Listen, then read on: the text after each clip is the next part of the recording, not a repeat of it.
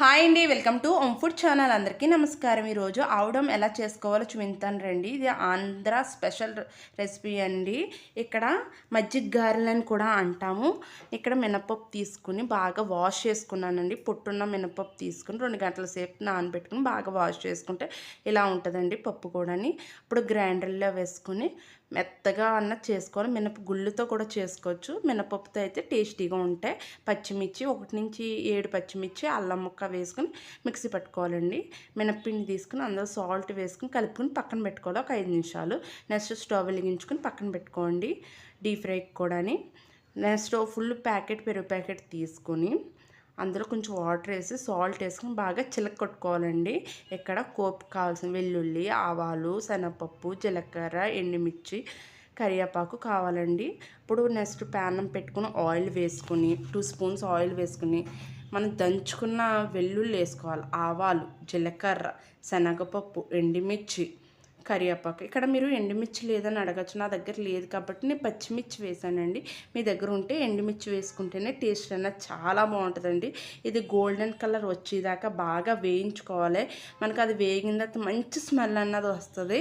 ఇక్కడ నేను పచ్చిమిర్చి, అల్లం పేస్ట్ వాడుకున్నాను కదా, ఆ పేస్ట్ కూడా వేసి బాగా వేయిస్తున్నానండి. ఇప్పుడు బాగా స్మెల్ వస్తుంది కాబట్టి ఇప్పుడు ఇంకా బాగా కలుపుకుంటూ ఉండాలి. ఒక్కసారి మీరు ఈ రెసిపీ అన్నది మీ ఇంట్లో ట్రై చేయండి. ఇక్కడ 1 స్పూను పసుపు అన్నది వేసుకోవాలి. సాల్ట్ అన్నది మనం మజ్జిగలో వేసాం, పిండిలో వేసాం, అది సరిపోతుంది. ఇందులో వేయాల్సిన అవసరం ఉండదండి. పసుపు కొంతమంది వేయరండి. బయట బాటిల్స్ అయితే పసుపు వేయరు. పిల్లలు అట్రాక్ట్గా ఆడినాక నేను ఇక్కడ పసుపు వేసానండి. మీకు పసుపు ఇష్టం లేకపోతే స్కిప్ చేసేయచ్చు. ఇప్పుడు మనం చిలకొట్టుకున్న మజ్జిగ ఇలా వేసేసుకుని ఇప్పుడు స్టవ్ బంద్ చేసేసుకోవాలండి. స్టవ్ బంద్ చేసుకుని మజ్జిగ అన్నది వేసుకోవాలి. 1 స్పూను ఆవు పిండి వేసుకోవాలి. డీప్ ఫ్రైకి ఆయిల్ పెట్టుకుని ఈ మినప్పిండి బాగా కలుపుకుని ఇలా గారెల్లా వేసుకోవాలండి. వడల్లా వేసుకోవాలి.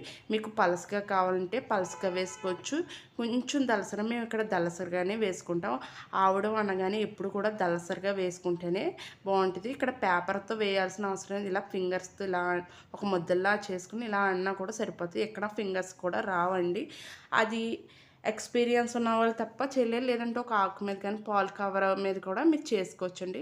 ఇలా చిన్న చిన్నవి అన్నీ చేసుకుని గోల్డెన్ కలర్ వచ్చేదాకా బాగా ఇక్కడ ఎక్కడ ఆయిల్ కూడా పీల్చలేదండి. చూసారు ఎంతలా పొంగాయో. ఒక 5 నిమిషాలు మనం పిండిని నానబెట్టడం వల్ల చూసారా, ఇందులో ఎటువంటి సోడా పొడి అన్నది వేయలేదండి. చక్కగా ఇలా ఇటు తిప్పేసుకుని ఎంతంత పెద్ద గారెలు ఉన్నాయో చూసారా వడలు.